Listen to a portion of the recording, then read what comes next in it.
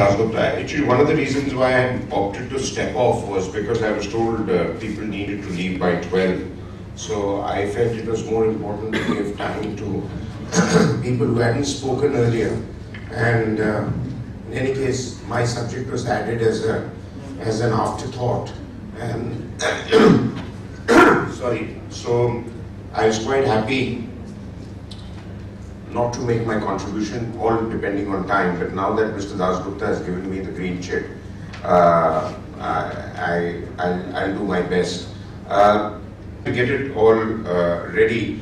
I've done some homework on this, and quite clearly, it's quite interesting that two of the countries that India has very serious military rivalries with, we also have water disputes with them. That's Pakistan and China.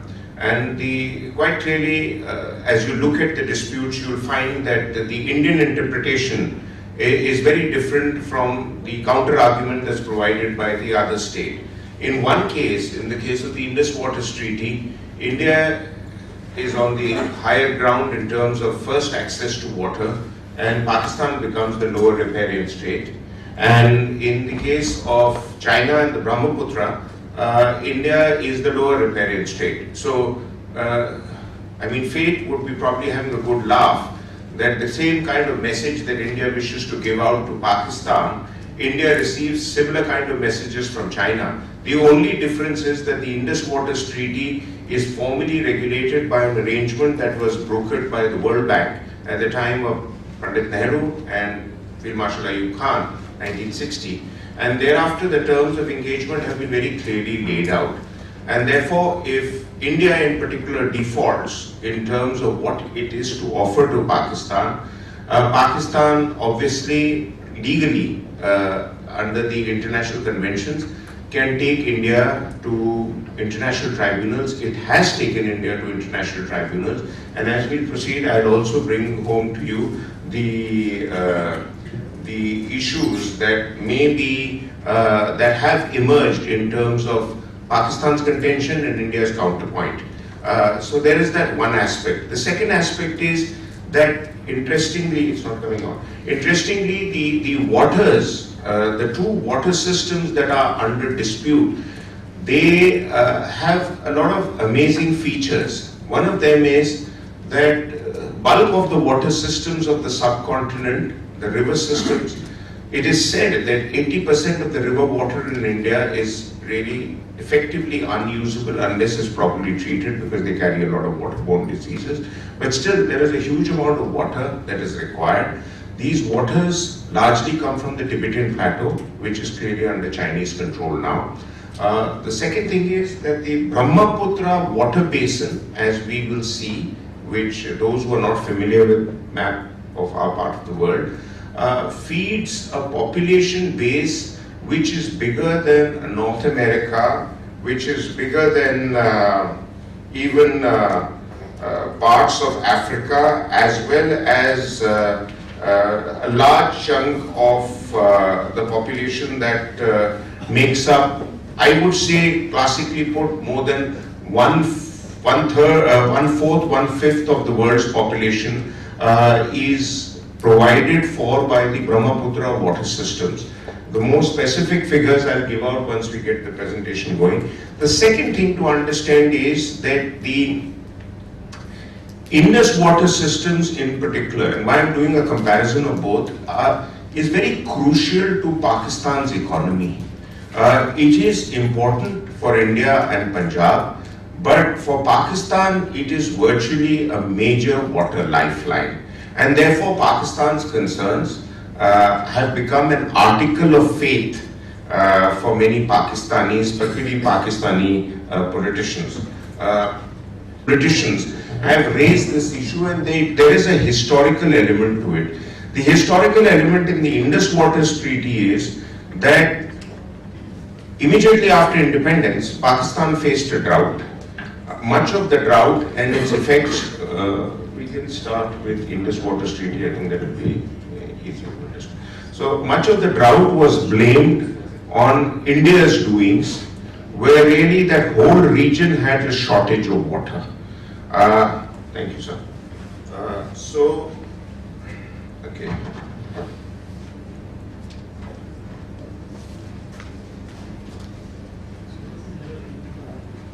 Right. So I'll now get on with the Indus Waters Treaty. The Indus River originates in China, as I said, in the Tibetan Plateau. It has 27 major tributaries. The major ones which are part of the Indus Waters Treaty, IWT, are the 6 river systems: Indus, Jhelum, Chenab, Ravi, Beas, Satluj. The top 3 rivers, as we will see in a map here, are the ones that are dedicated to Pakistan, but India has certain user rights on those rivers, such as ability to use it for cultivation, such as even transportation of timber and logs on that, and a certain amount of storage not exceeding a certain capacity. Whereas the 3 river systems that are the lower 3, Satluj, Ravi and Beas, they have and provide India unhindered access to water. Pakistan's contention has always been that India uses up even the water of the top 3 river systems, and India, if it resorts to making big dams there, could use those dams in the event of a war to flood Pakistan. My counterpoint has always been A, the flooding will not happen from the dam directly into Pakistani territory. It has to pass through Indian territory, so a lot of villages and towns would also feel the ravages of heavy water supply, and maybe they would be devastated also. So I think it'd be rather foolish on India's part to look at devastating its own towns and villages before devastating Pakistan. The second point has been that there is a Kashmiri discourse to the waters dispute. The Kashmiris feel that whichever way India and Pakistan have a rivalry, they need to be allowed reasonably good access to water and power that comes with it because of the dire power needs in various parts of Kashmir. The second bone of contention is that India, as the upper nation placed on the higher ground in this case, needs a certain amount of water for cultivable land, whereas Pakistan feels that the principle of water laws should be applied sensibly so that Pakistan is not at a loss.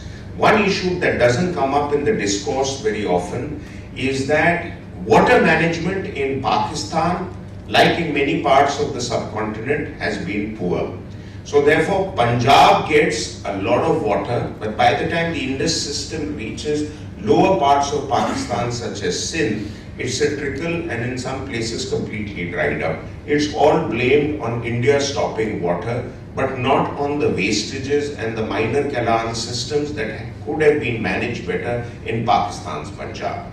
So this has become a part of an article of faith and political narrative also. The bones of contention, as I brought out, you can see that both sides have alternate points of view. But the Indus Water Treaty that was brokered in 1960 by the World Bank said the following. The first is that the top 3 rivers would give unhindered access to Pakistan with limited access to India. The other 3 rivers would give access to India, and whatever water after that can flow across would go to Pakistan. There is an issue there, and the problem that in the recent past that has risen up is regarding the Salal Haidal project, the Tulbul navigation project, the Baglial Haidal project, Sawalkot and Kishinganga. Most of them are in the Jammu and Kashmir area. I'll come to them a little later, but these have been problems where Pakistan has felt that India is not keeping its part of its commitment. What is the commitment? As per the commitment, India is required to give Pakistan 33 million acre cubic feet of annual flow of the eastern rivers, which are the lower rivers which are with India, whereas Pakistan will get unhindered flow of 165 million acre feet of water from the top 3 rivers. Quite clearly, if it's not hindered, they will get virtually everything there is to it. The issues that other than that has come up is that dams, barrages, diversions, etc. These are some of the main features of the thing, but time being a constraint, I'm going to rush through them. But dams, barrages, diversion, and sites of conflict have been the following. The Mangla Dam on the river Jhelum, which is a source of irrigation and electricity for Punjab, Pakistan believes could be adversely affected if India does not keep its part of arrangement of the water flow. Pakistan also feels that the control of water through storage and big barrages provided within India could have a strategic edge in the event of a military confrontation. And it would enable India to hinder the mobility of Pakistani troops in the event of a war. India's counterpoint has been, for example, in the case of the Kishan Ganga, India is completing almost a 330 megawatt hydroelectric plant in Kishan Ganga. It is designed to divert water from the Kishan Ganga river to a power plant on the Jhelum basin located 5 kilometers from Bandipur in Jammu and Kashmir. The construction of the dam was halted by the Hague Permanent Commission on Arbitration in 2011 October. However, the Hague Commission eventually ruled that India could divert a minimum amount of water for power generation. So that was more or less resolved. Then comes the second area of dispute. That's the Kishan Ganga project, just for your... I mean, basically this would be Greek to a lot of us because the fact is that we don't study this in detail, but the Kishan Ganga project has been in the news in the past quite a bit. The Baghlihar Dam is the other dam. Just to give you an idea, it's on the Chenab. The Baghlihar Dam was expected to have a power capacity of 450 megawatts in phase 1 and 900 megawatts in phase 2, but again became a bone of contention between India and Pakistan. Pakistan's government view was that Pakistan had raised 6 observations related to the project and its configuration.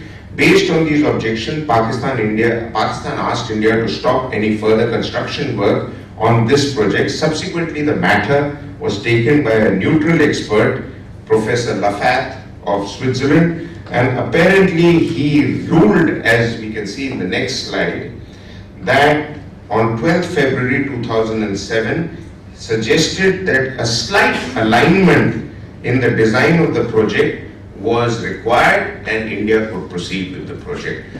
The Indian narrative has been that Pakistan's obstruction to these projects also is based on a geopolitical argument that if these projects provide more power to the people of Jammu and Kashmir, the level of alienation that exists in Jammu and Kashmir would decrease and therefore would make Pakistan's job of keeping the demand for secession from India high, because if you are not unhappy with the state of affairs, then why would you ask to secede away from the country concerned?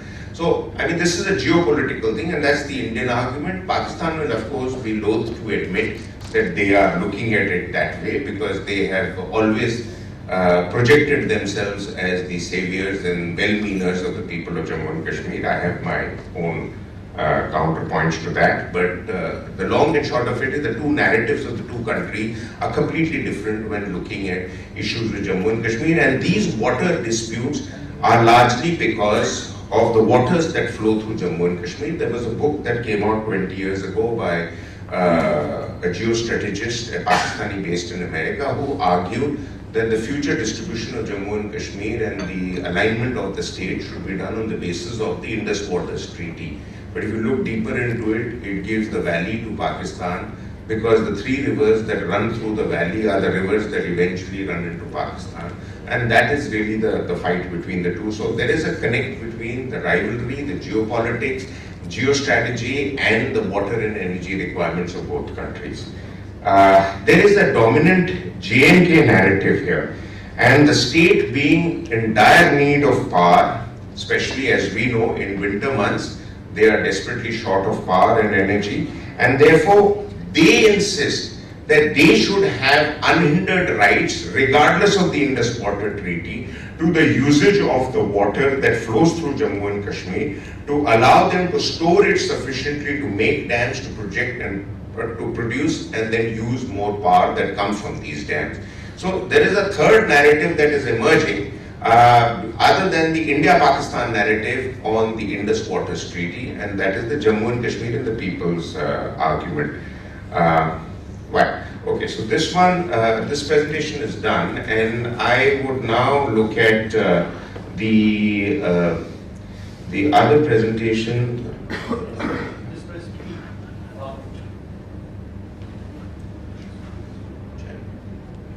Right.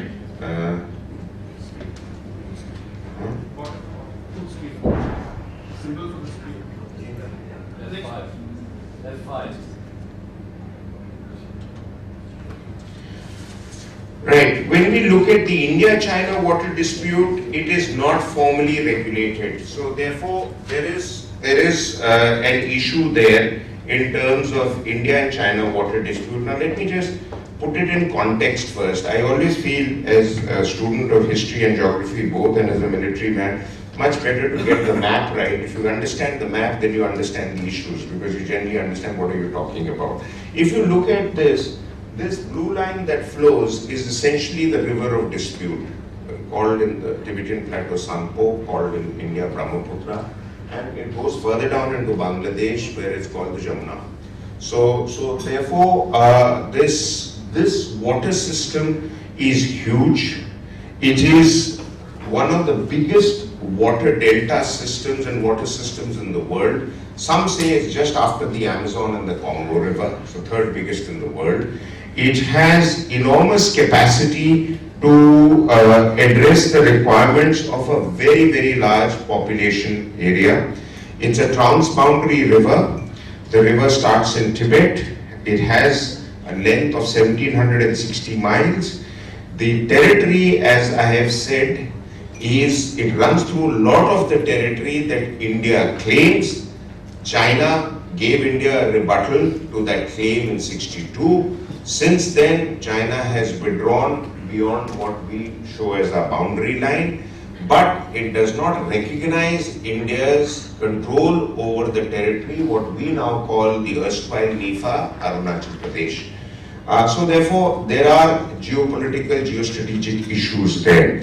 The second thing is the Brahmaputra river system has more people living in it than all of Western Europe and Northern America and parts of Africa. The river system discharges the third largest quantity of water. The key challenge is sustainable management of this river system and the river basin. Lots of population, lot of economic activity, intensified global competition for energy resources, and China's desire to divert the rivers towards northern part of this area to address some of its drying up river systems and its energy needs there. So therefore, there is a Chinese agenda, but this is not formally regulated by any treaty. Okay, the bone of contention between the two countries is that China is diverting water, which India then suffers as a lower riparian state. China is home to about 20% of the world's population, as brought out earlier, is keen to divert the water, to push the waters to irrigate northern China, as well as to meet future demands of energy, while China continues to aim to double its electricity generating capacity from 960 gigawatts in 2010 to 1900 gigawatts or more in 2020. And knowing the drive with which China addresses issues, it's probably going to be able to do it. China completed 5 other generating units through interconnectivity with projects like this to generate 2.5 billion kilowatt hours of electricity annually. This India's concerns are slightly different. India projects constitute to imminent threat to Indian water security, and therefore the discrete utilization of water and water committed to approach is equally important for India. Secondly, India contends that China will probably carry out interceptions during dry season. See the similarity in the Indian argument with the Pakistani-Indian argument here, India-China argument. Dry season and discharges during rainy season as mean to impose pressure on the Indian government if India doesn't follow some of China's border-related issues. Bangladesh, interestingly, contends the same against India in the Tista water dispute. So it's always the lower riparians arguments are quite similar in many cases, and concerns are also similar.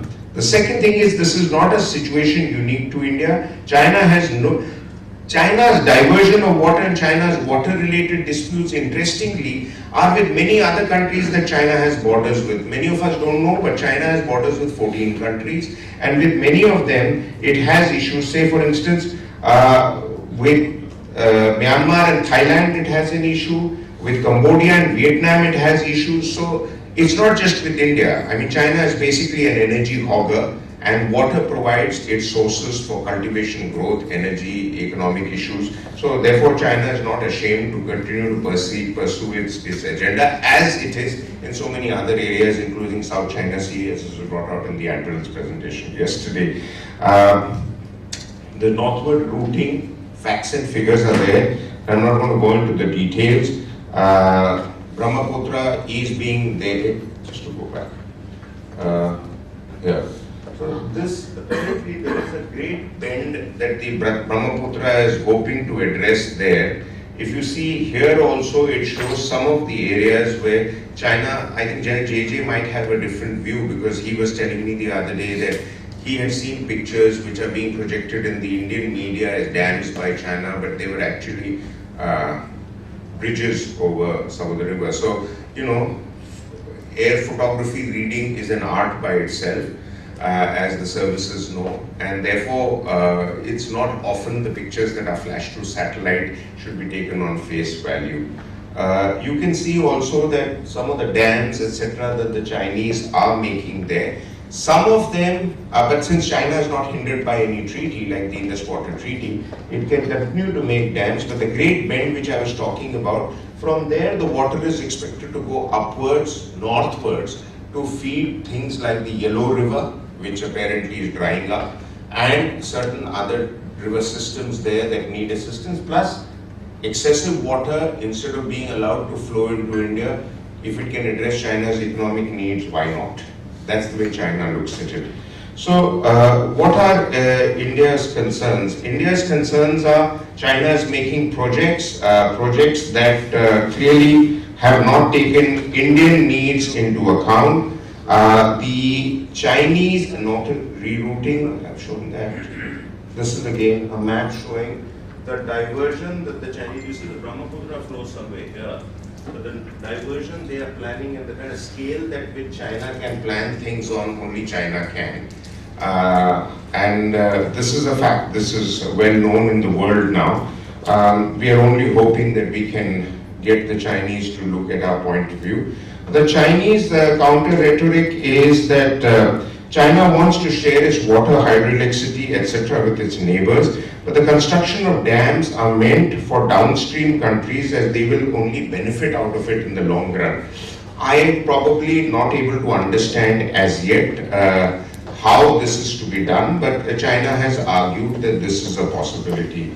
The second thing that China says, for instance, that in Arunachal Pradesh, China can control the water flow at a time when the water flow is excess. We know the Brahmaputra does flood parts of Assam every year.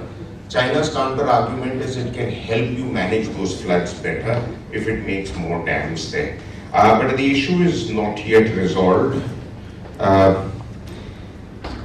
In a bid to exploit the immense hydropower potential of Brahmaputra to establish prior user rights, the Indian government, China says, is now on a huge dam building spree and therefore it needs more water for those dams. And so the Chinese have actually put back the argument on the Indian table the same way India was telling China to don't make dams. So quite clearly there is need for mediation, there is need for looking at issues and addressing it in a better way. But my view is that I'm not optimistic. With China, it will get its way, whether it's on the border arrangement or it's in the South China Sea or on the water arrangement, because they choose not to listen to you when they don't want to listen to you. That has been the experience even in a series of border talks that we've had with China. We've been coming close to about 18 odd talks or more, but they've still refused to accept the maps that India is providing on the border area, leave aside listening to our argument.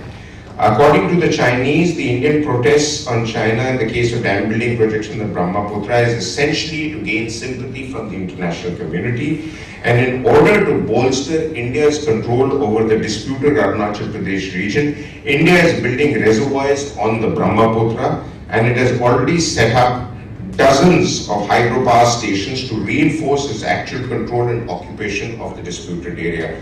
I'd be happy if General JJ could throw some light on it, because he was our honorable governor in Arunachal Pradesh. So the Chinese rhetoric is quite clearly a counter to the Indian grievances. We can go on and on, but since time is a constraint, sir, would you come there with a map? If you put the map on. Which one? This one, sir, or you want the? No, this one. Or the this one. That's right. I'll just take a minute. I think you can hear me, everybody? Yes. Okay, I won't use mics.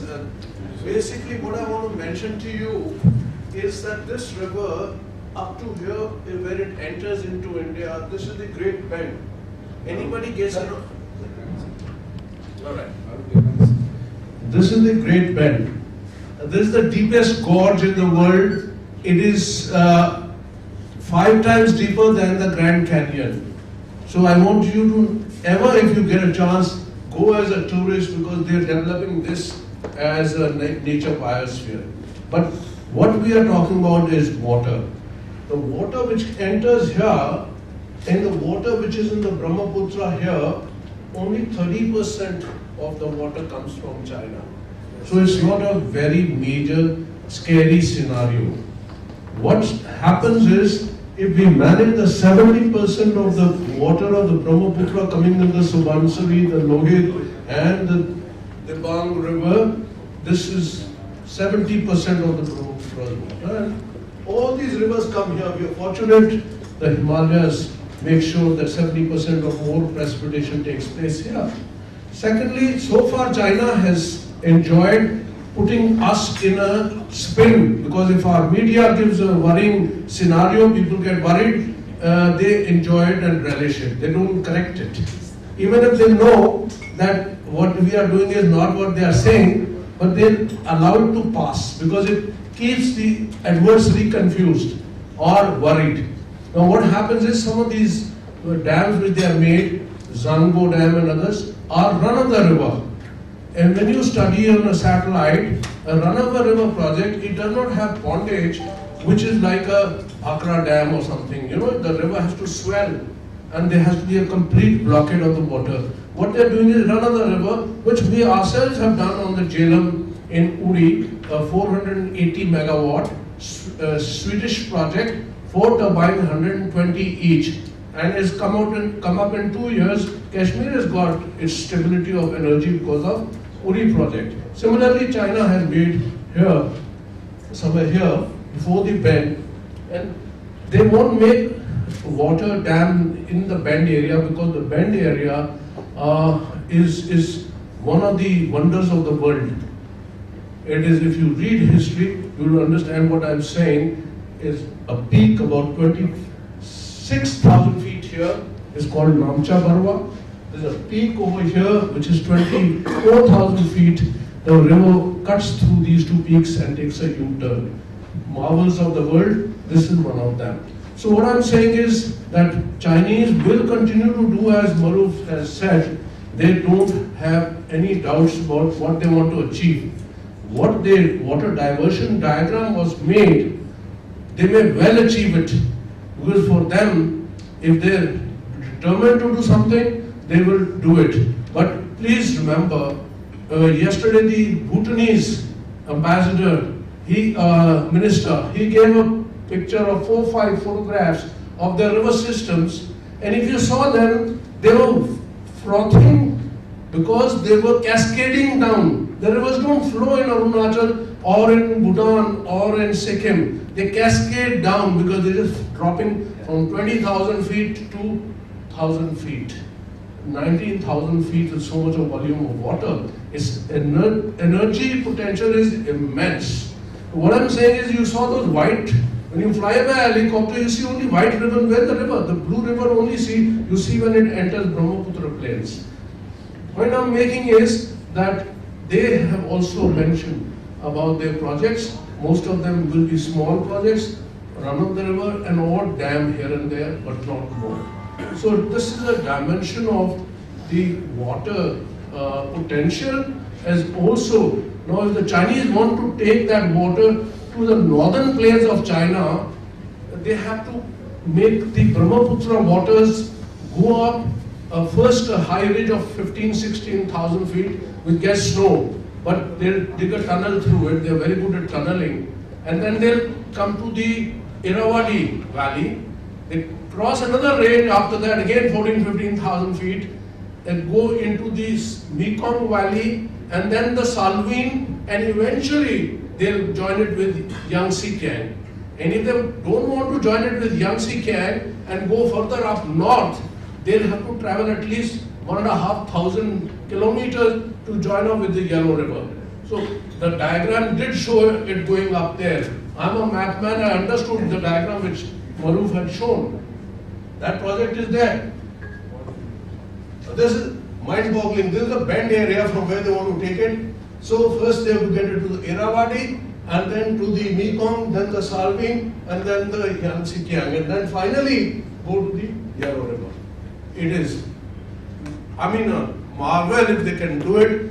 Viability, cost, and otherwise, including nuclear detonations to draw to make the tunnels, because they can't make the water rise up and down over successive ranges. It's very difficult territory. But viability of that scheme, plus an odd major earthquake which happens and this whole tunnel gets damaged, they don't know how they will be able to do it. It's not easy, but what they love to do is put the world in a spin, particularly Indians in a spin, and then we are discussing and debating for donkey's years, ye hoga ke nahi hoga.